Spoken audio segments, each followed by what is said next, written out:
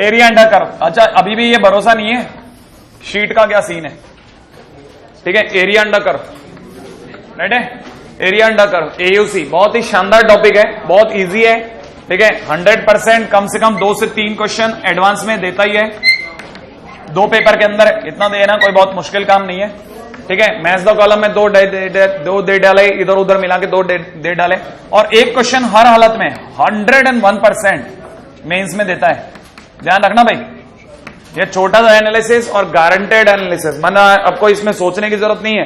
2 दिन का चैप्टर है, शीट कोई बुरी तरह लगा के रखता है, अगर मिला करके सारे क्वेश्चन करके रखता है और इधर उधर के भी क्वेश्चन छाप लेता तो 100% गारंटी होती है कि क्वेश्चन बनेंगे भी।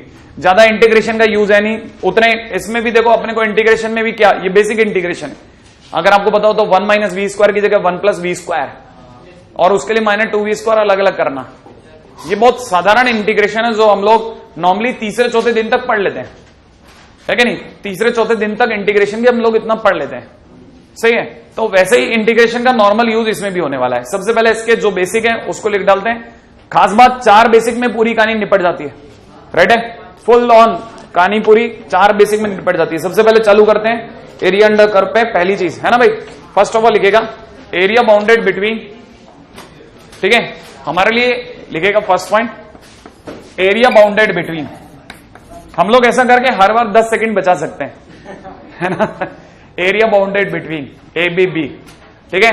Area bounded between y = fx, y = fx, x = a, x = b and x axis.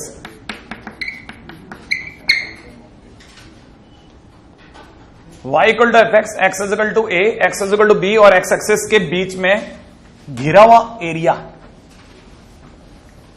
Bounded between माने घिरा हुआ, दिख रहा आपको। अब जरा देखिएगा ये कैसे संभव है और क्या संभव है वो दिखाता हूं। ये सपोज करो कोई एक एरिया है, ये कोई एक फंक्शन है जिसका नाम y = fx है। यहां कहीं x = a ले लो, यहां कहीं x = b ले लो। देखो x = a माने ये वाली लाइन, x = b माने ये वाली लाइन, और ये कर्वेचर और x एक्सिस, इसके बीच में जो घिरा हुआ एरिया है माने ये, जिसे मैं अब डार्क कर रहा हूं, दिख रहा है आपको, जिसको मैंने हैज कर दिया है, दिख रहा है आपको। जैसे ही मैंने ये करा, ये टोटल एरिया, और इसकी वैल्यू कितनी होगी, इसकी value will be integration, this area is equal to integration from a to b fx.dx।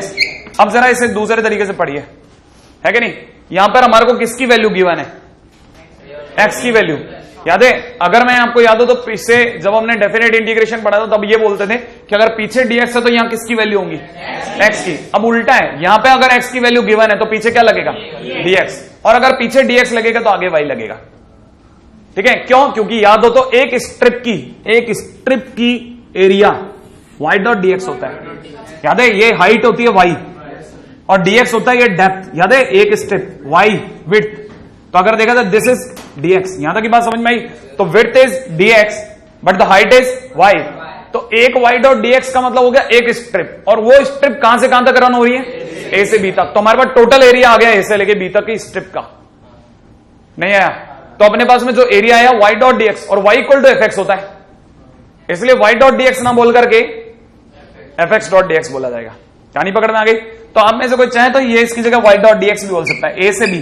अगर x की वैल्यू है तो पीछे क्या लगेगा, dx, और अगर dx लगेगा तो आगे क्या लगेगा, y। It is one and the same thing, ठीक है। तो कहना था area bounded between this is this much. यहां तक की बात समझ में आई। पहला पॉइंट ये। सेकंड पॉइंट पे आते हैं फटाफट, पहले आप एक एक करके कॉपी करते रहो, पैरेलली चलते रहेंगे। अरे वाह, good, that's very nice, copy हो गया।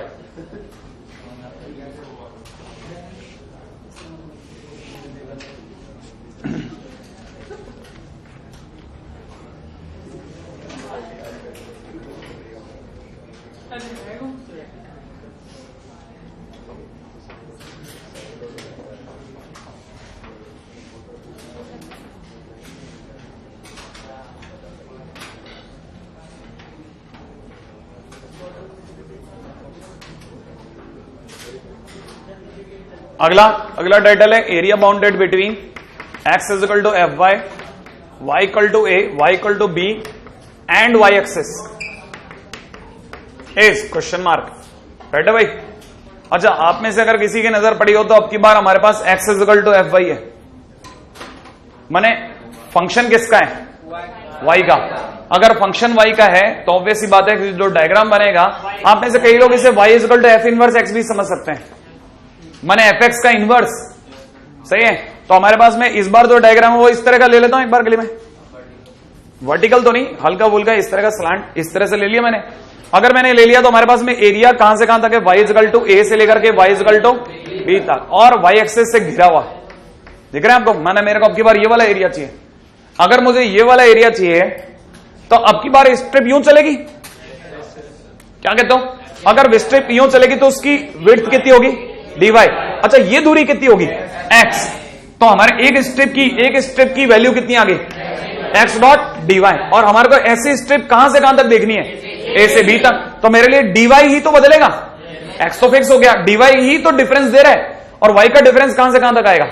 a से b तक। तो एरिया इज इक्वल टू हो गया डिफरेंस कहां से कहां तक? a से b तक। अच्छा, जो अब जिस बच्चे को पता है यार दुनिया में सब चीजें फाइनली आंसर पे आके रुकती है कि नहीं? जो गरीब बच्चा उसे पता है बेसिक यही है यार, फोकट के अंदर कौन स्ट्रिप देखे, ठीक है। अच्छा, कुछ लोग इसे बोलते हैं है ना एचएस मेथड। अब आप सोचोगे एचएस मेथड क्या? Horizontal strip method. अच्छा, वो कौन सा method? VS method, vertical strip method. तो by using vertical strip method और हॉरिजॉन्टल स्ट्रिप मेथड, अरे क्या बकवास लगा रखी है यार। सीधी सी बात, एक्स में लिमिट ले रहा है या वाई में लिमिट ले रहा है? अगर वाई में लिमिट ले तो एचएस मेथड, अगर एक्स में लिमिट लेगा तो वीएस मेथड। क्या दिमाग में आ गया? हाँ, हमको दोनों पता होने चाहिए। क्यों? क्योंकि हमको कई बार पता चलता है कि इस रास्ते से 1.5 पेज में सॉल्यूशन आ रहा है और इस रास्ते से हाफ पेज में आ रहा है, तो मैं तुरंत स्विच कर जाता हूं। कहानी पकड़ में आ गई? ये भी होगा, तो हमारे को पता दोनों होना चाहिए। एनीवे, काम की बात करता हूं। तो फिलहाल मैं आपके सामने ये हंसता हुआ मेथड लिख दूं, HS method, horizontal strip, and this is vertical strip. अच्छा, आपने बताया नहीं मेरे को इस स्ट्रिप की वैल्यू कितनी थी? इस स्ट्रिप की वैल्यू y डॉट dx। शानदार, y dot dx, this is x is equal to b। ठीक है भाई। अच्छा, एनीवे मैं आ जाता हूं इस पे। तो मान लीजिए ये दोनों किसकी वैल्यू है? ये दोनों y की वैल्यू। तो पीछे क्या लगेगा? आगे क्या लगेगा? x। और अगर ऐसा हो गया तो x की जगह finally f of y dot dy। सही है। a से लेके कहां तक? b तक। सेकेंड, कितना सिंपल बेसिक है आप सोचो, कुछ नहीं है चैप्टर के अंदर। अगर गौर से देखा, हम जबरदस्ती घुसेड़ेंगे इसमें, ये भी डाल लेते हैं, ये भी डाल लेते हैं, कुछ नहीं है। इतना सिंपल है, इतना सिंपल क्या आपको पता चलेगा। सिर्फ इसके क्वेश्चन को मुश्किल बनाने के लिए क्या करते हैं ना, फाइनली इनके पास एक ही चॉइस है, क्या? कर्व टेढ़ा मेढ़ा देना चालू कर दो। जब कर्व ही टेढ़ा मेढ़ा होगा तो बच्चे को हवा ही नहीं लगेगी बात क्या हो रही थी। कितनी कोशिश करते हैं तब जाके ईमानदारी से चैप्टर को जटिल बना पाते हैं, वरना है ही नहीं इसमें कुछ। सेकंड, थर्ड पॉइंट बात दें, और क्या बेसिक है सर? अच्छा, अब इसमें भी बेसिक समझ ले, क्या कि लिख लो फटाफट से, area below x axis is negative and area above x axis is positive. ठीक है, ये कब? वीएस मेथड में। कहानी पकड़ में आई आपको? अब आप में से कितने लोग समझ गए वीएस मेथड माने? जब ना जब लिमिट किस में दौड़े? एक्स में। जब लिमिट एक्स में दौड़े तो हमेशा अबोव एंड बिलो का ख्याल रखो। और अगर हॉरिजॉन्टल स्ट्रिप मेथड हो तो लेफ्ट राइट का। ठीक है, तो याद रखना एरिया, लेकिन ये रेयर है, ये पहले बता देता हूं, रेयर है, बहुत कम यूज करते हैं अपन। ठीक है, हाँ, एरिया है ना, area left to y axis is negative, area right to y-axis is positive। कब? जब हम लोग हॉरिजॉन्टल स्ट्रिप मेथड यूज करेंगे।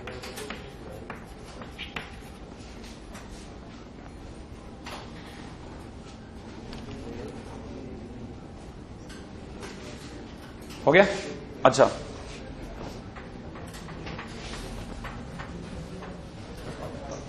आ जाए पॉइंट नंबर 4। अच्छा, अगर आपकी तकदीर बढ़िया हो जाए और आपको पता चला आपका जो कर्वेचर था वो ऐसा आ गया, फिर इसका मतलब ये कि यहां ए यहां था और अब की बी यहां था, जिसमें ऊपर और नीचे दोनों तरफ का एरिया था। इसका मतलब अब की आपको बाउंडेड एरिया ये वाला निकालना है कि नहीं? तो आप पहले ये वाला पॉइंट फाइंड आउट करेंगे। ये वाला पॉइंट लेट से इट इज सी, तो अब की बार एरिया इज इक्वल टू कितना हो गया? ए से लेके सी तक प्लस सी से लेकर के बी तक, और क्योंकि ये माइनस में आ रहा है इसलिए मॉड, क्योंकि आपको ओवरऑल एरिया देना है। नहीं है क्या नहीं? तो अब की बार आप इंटीग्रेट कहां से कहां तक करोगे? ए से सी तक। किसको? y equal to f x को। तो मैंने f x dot d x, और यहां पे भी f x dot d x. लेकिन क्योंकि ये नेगेटिव आने वाला है इसलिए पहले से ही मॉडुलस, तो जो भी नेगेटिव एरिया होगा वो उसको मॉडुलस लोगे, क्योंकि it is below x axis. ये कहानी पकड़ में आ गई। अगला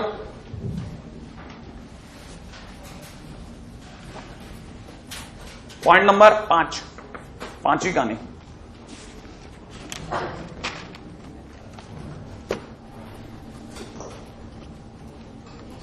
हाँ, कुछ ग्राफ्स ऐसे भी हो सकते हैं जो दोनों क्या हो y एक्स पर x एक्सिस।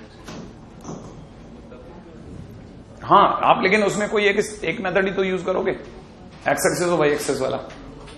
माने हॉरिजॉन्टल या वर्टिकल कोई एक तो मेथड यूज करोगे, दोनों तो नहीं करोगे ना। अभी आता हूं उस पर भी, है कि नहीं। Point number 5, symmetry.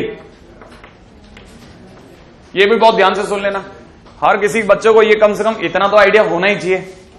ठीक है, पहला पॉइंट लिखेगा, व्हेन डिग्री ऑफ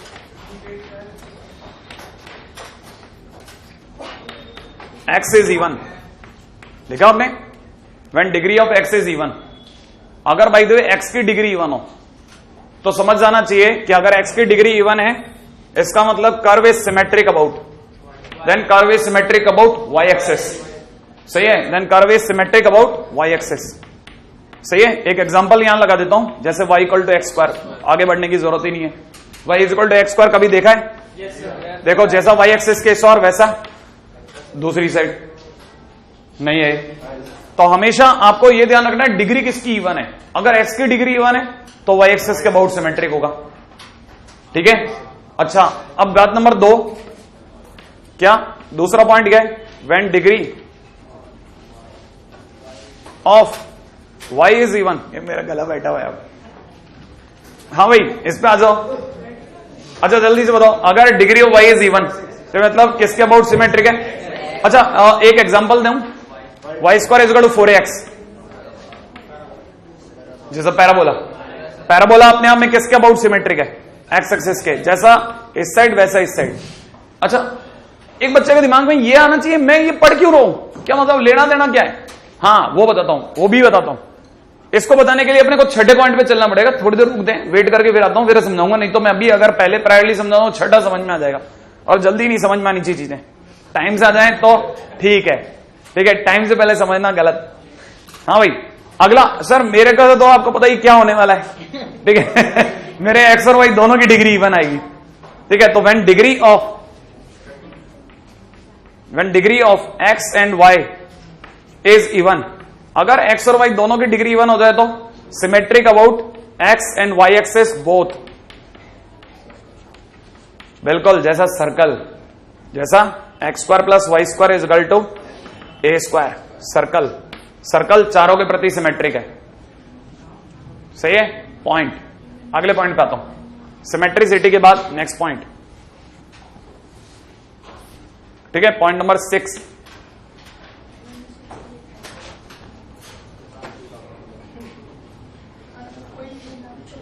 अपन थोड़ा स्लो हो रहे हैं, लेकिन धीरे धीरे टाइम बचा लेंगे अपन। ठीक है, अगला point area bounded between two curves. यही है सबका माई बाप।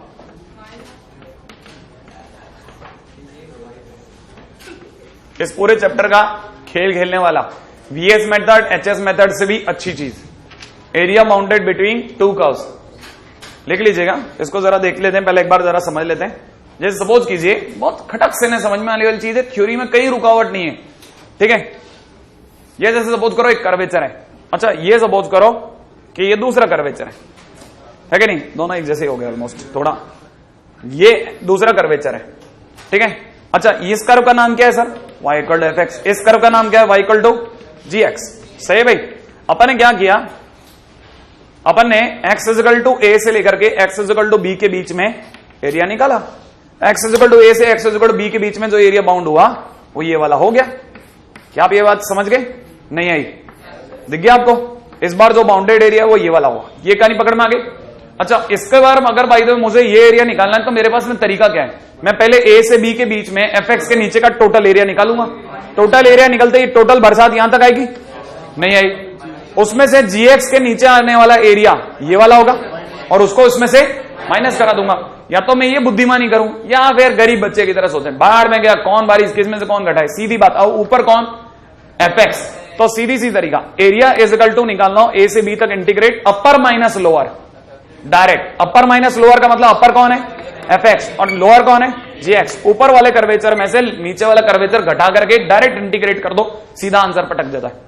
कहानी पकड़ में आई। हालांकि वो आया भी वहीं से ही है, मैंने एफ एक्स के नीचे वाले एरिया में से, एफ एक्स के टोटल एरिया में से जी एक्स का एरिया हटा दिया, तो बीच का एरिया रह गया जो दोनों में कॉमन नहीं था।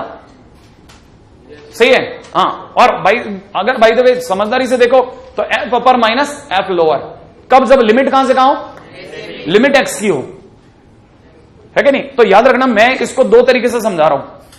Area is equal to x में लिमिट हो तो ए से लेके बी तक f upper minus f lower, ठीक है, एफ लोअर डॉट डीएक्स। अच्छा, और यही अगर बाय द वे, ध्यान से समझना भाई, अगर बाय द वे तकदीर तेज हो जाए, आपको पता चला आपका कर्वेचर यूं था ही नहीं, आपका कर्वेचर यूं था, देखो एक कर्व यूं जा रहा था और दूसरा जो कर्वेचर था, ठीक है, वो कुछ हद तक अपन समझ लेते हैं यूं आया और इस जगह ही टच होकर चला गया। अब की बार जब आपने एरिया निकाला तो आपको ये वाला एरिया की जरूरत थी, दिख रही है आपको, इस एरिया की जरूरत थी। अब आप F upper minus f lower पे आओगे ही नहीं। बेस्ट क्या है इस केस में, आप इस ग्राफ को यूं खड़ा कर दोगे, नहीं आई समझ में, है कि नहीं। जब आप इसको यूं देखेंगे तो आपको समझ में आएगा ये ग्राफ ऐसा था, बेसिकली किसी ने इस तरह का ग्राफ बनाया है, दिख रहा है आपको। इसको अगर भाई मैं यूं स्टैंड कर दूं, पेपर को अगर यूं खड़ा कर दूं तो इस तरह ग्राफ होगा, अपर माइनस लोअर। जिसको आप अपर माइनस लोअर करो वो बेसिकली राइट माइनस लेफ्ट है। अरे ये जो राइट है, ये एक्सट्रीम, ये राइट है, ये वाला दिख रहा है, ये वाला कर्वेचर, ये वाला कर्वेचर इस कर्वेचर की तुलना में ज्यादा राइट है।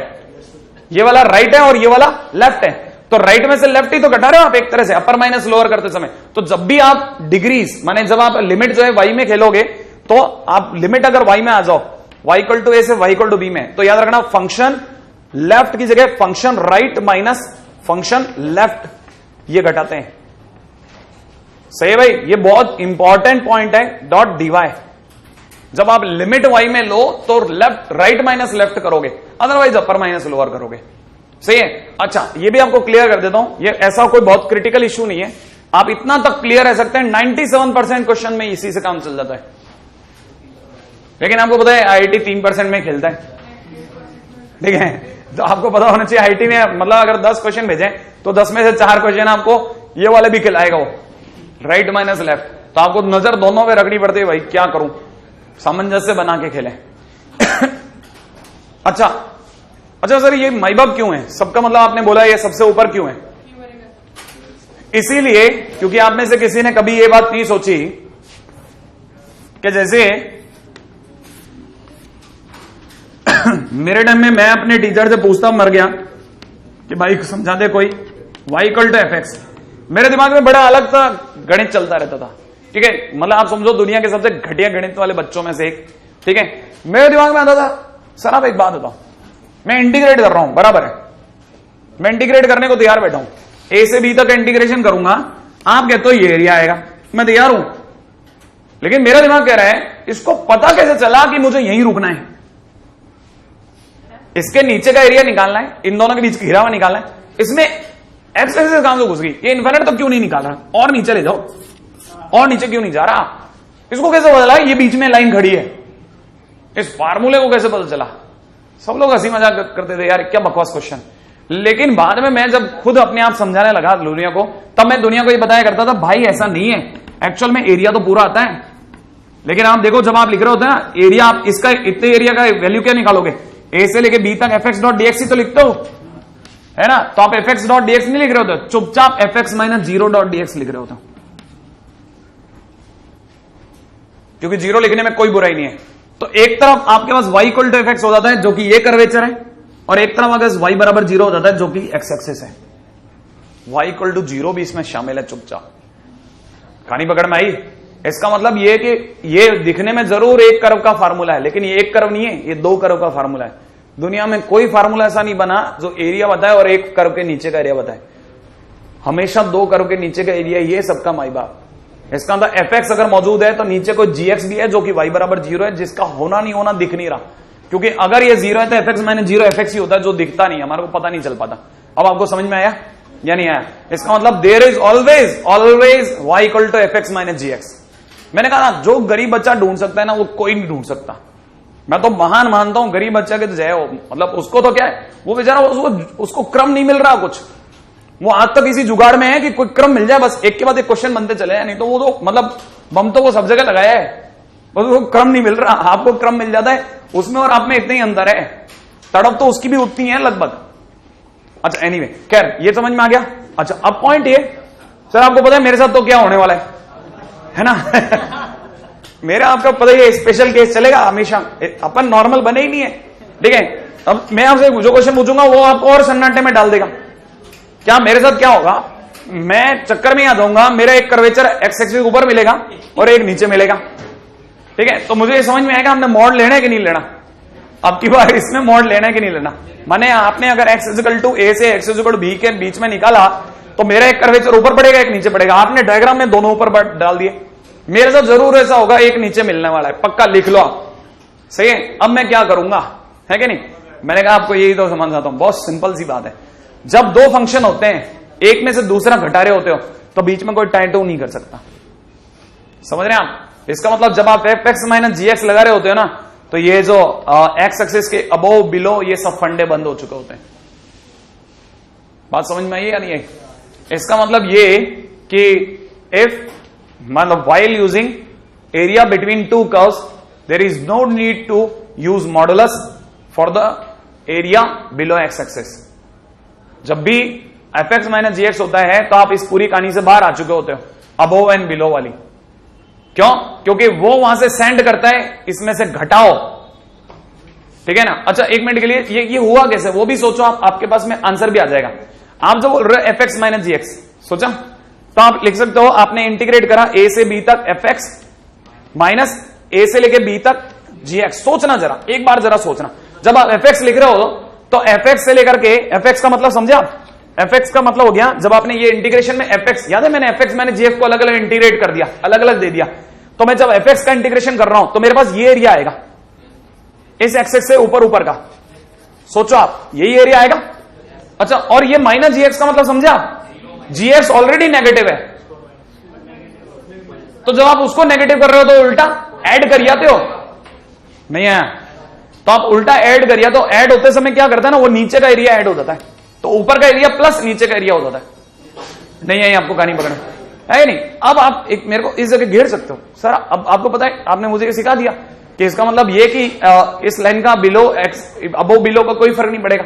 100% मेरे साथ क्या होने वाला है पक्का मैं बात बताता हूं, ठीक है। अब मेरे से क्वेश्चन पूछने वाला ऐसा क्वेश्चन पूछेगा, ये ले कर्वेचर, अब ले, अब घटा था, फिर ले दो कर्व भी दे दिए, तेरे गुरु ने तेरे को सिखाया था ना, दो कर्व आ रहे हैं वाले, ठीक है, घटा एक में से दूसरा। अब बता क्या करेगा, कि कुछ नहीं करेगा। अब की बार आप जब एरिया निकालोगे तो इस जगह से ए से लेके बी तक का एरिया निकालना और फिर बी से सी तक का एरिया निकालना और घटाना मत, जोड़ देना।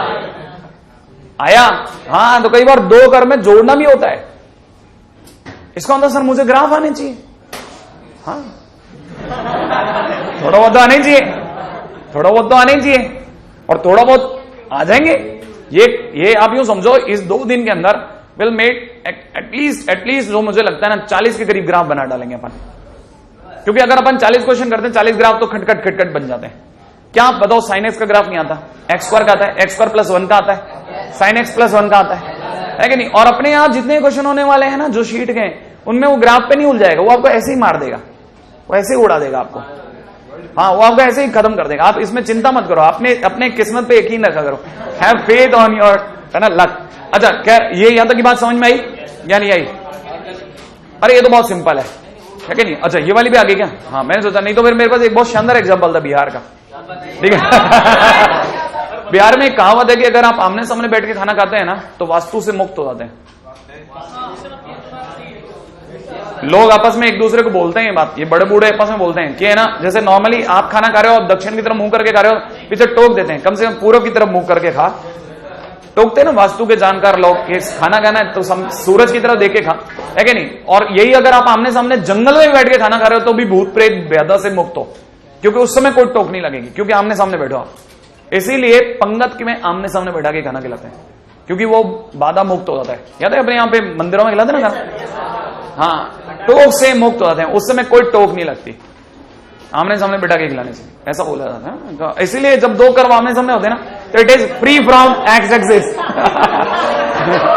ठीक है, अब वो एन बिलो, मैंने कहा ना मैं आपको ऐसा लाइव एग्जांपल, आप में सभी लोग चाहते हैं मैं एक क्वेश्चन करके जाऊं, है ना? Thank you. अभी नीचे जाओगे और नीचे जाते ही क्या पता चलेगा आपको? नीचे जाते पता चलेगा कि यार खाली बैठे। देखो इधर जरा, area bounded between y equal to, तेरे को क्या काम है? मन अरेगा तो आजकल बंद पड़ा रे। हाँ भाई, इतना छोटो क्वेश्चन तो आंख का अंधा भी बता देगा। कौन सा फंक्शन है? ए की पावर एक्स। ए की पावर एक्स का ग्राफ ट्रेडिंग कहां से कहां तक एरिया? -1 से 2 तक का एरिया कौन सा? ये वाला। बताओ मुझे क्या करना चाहिए? इंटीग्रेट। बोलो कहां से कहां तक इंटीग्रेट करूं? -1 से 2 तक। किसका याद है? किसकी वैल्यू? एक मिनट मेरे को पूछना दो, ये किसकी वैल्यू है? तो पीछे क्या लगेगा? ये एक्स। आगे क्या लगेगा? वाई। वाई की जगह कितना है? e की पावर एक्स। तो इंटीग्रेशन हो जाएगा -1 से 2 तक e की power x dot dx। No need to give an answer, बस आपको ये बताना है इतना हल्का भी आ सकता है। और आपकी तकदीर तेज होनी चाहिए। आधे से अधिक बच्चों की तकदीर मेंस में इस मामले में बहुत तेज होती है कि उनके पास एरिया अंडर करके क्वेश्चन देख देख के हंसी आएगी आपको। इतने हल्के क्वेश्चन भी फेंक सकता है वो। ठीक है, हमारी शीट क्या करेगी? हमारी शीट आपके साथ घटियापंथी बोलती रहेगी, आपसे e की पावर x माइनस ए दे देगी। ठीक है, फिर आपको कहेगी कि हमने एरिया निकाल लिया है, माना एरिया बराबर 5, फाइंड ए।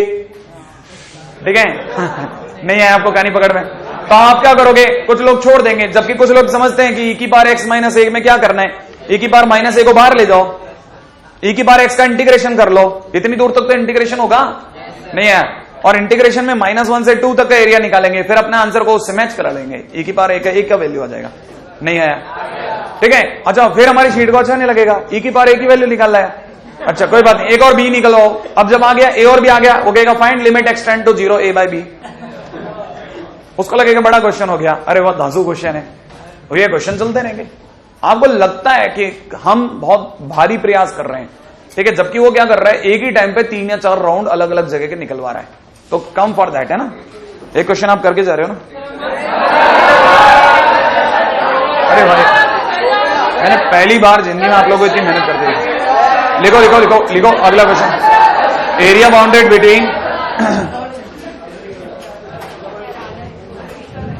हाँ भाई लिखेगा, लिखेगा एरिया बाउंडेड बिटवीन, क्वेश्चन में लिखिएगा find area bounded between y equal to x into sine x square, x is equal to 0, x is equal to root over pi by 2 and x axes. फटाफट लिखो।